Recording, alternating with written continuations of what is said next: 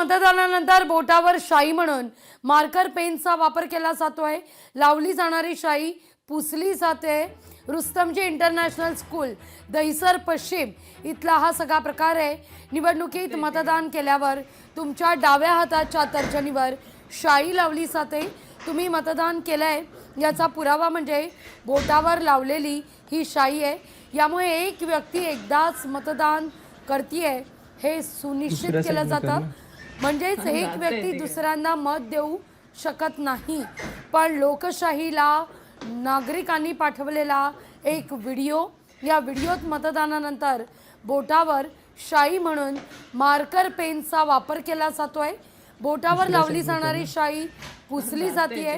त्यामुळे बोगस मतदान होण्याची शक्यता दाट आहे। रुस्तमजी इंटरनॅशनल स्कूल दहिसर पश्चिम इथला हा सगळा प्रकार आहे।